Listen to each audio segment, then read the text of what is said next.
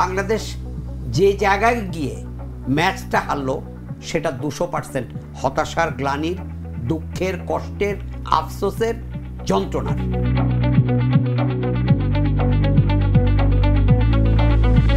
আমার কাছে সাউথ আফ্রিকার হারের চাইতেও এই হারটা, কারণ একজন সেট ব্যাটসম্যান আরেক এন্ডে দাঁড়ানো। আপনি সাউথ আফ্রিকার বিপক্ষে কিন্তু আমাদের কোনো সেট ব্যাটসম্যান শেষ বল পর্যন্ত ছিলেন না। তো আমরা ঠিক নিয়মিত বিরতিতে উইকেট হারালাম, এবং যখন হারানো উচিত না, আপনি তো আরও 7টা বল ছিল, 7 বলে 8 রান, এটা টি-20তে যে কোনো মানদণ্ডে, যে কোনো মাঠে, যে কোনো বোলারের বিপক্ষে সম্ভব, যদি একজন প্রতিষ্ঠিত ব্যাটার থাকে, এবং সেই ব্যাটার যদি হন লিটন দাস, এবং তিনি 50 অলরেডি করে ফেলেছেন।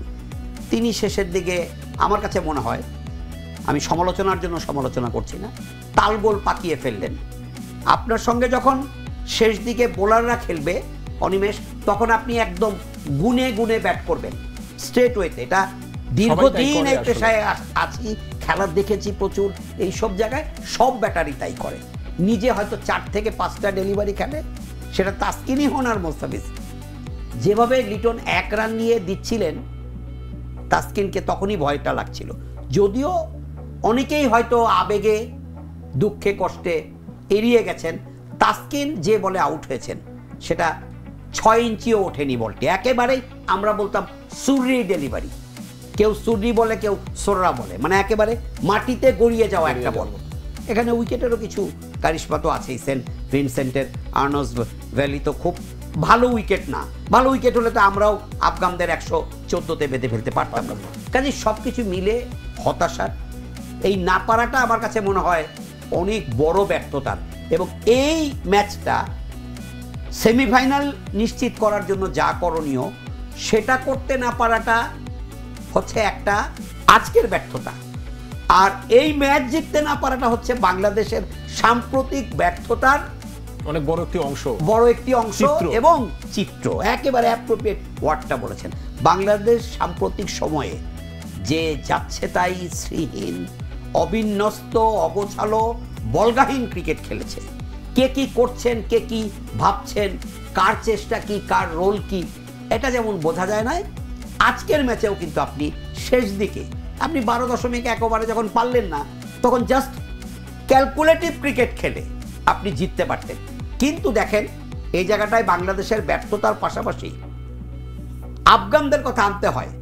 অধিনায়ক রশিদ খান এমন একটা সময়ে এসে 4 ওভারের স্পেলে 4টি মূল্যবান উইকেট তিনি নিয়ে গেছেন, এবং প্রত্যেকটা উইকেট আমি মনে করি একবার করে হলেও বলার মতো। সৌম্যকে 2বার লেগ স্পিন করাতে গিয়ে ওয়াইড হলো, সৌম্য ব্যাটে বলে করতে পারলেন না।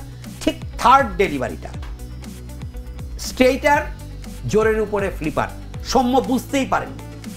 আমাদের দেশে Rishad good bowler, but flipper তার হাতে তেমন একটা নেই। ফ্লিপার খেলার অভ্যাসই আমাদের কম। জোরের উপরে যেটা লেগ স্পিনের অ্যাকশনে সোজা যাবে, সৌম্য কিন্তু কিং কর্তব্য বিমূঢ় হয়ে দাঁড়িয়েছিলেন। মাহমুদুল্লাহ রিয়াদ ভাস্টলি এক্সপিরিয়েন্স, একটা কাভার ড্রাইভে 4 হাঁকিয়েছিলেন তিনি। ওটা দেখে আমার মনে হলো আজকে রিয়াদ ফিনিশ করতে পারেন। রিয়াদকেও কিন্তু ঠিক জায়গা মতো একটা অফ স্টাম্পের বাইরে একটা ডেলিভারিতে, এবং কেউ কিন্তু প্রথমে বুঝতে পারেননি, কিন্তু বোলার কনফিডেন্ট ছিলেন। আবেদন করে দেখা গেল যে এজ নিয়ে গেছে। তারপরে কে আউট হলো? তৌহিদ হৃদয়। তৌহিদ হৃদয়কে তিনি বিঘেট নিতে দিলেন, ডিপ মিড উইকেট রাখলেন, লেগ স্পিন করলেন।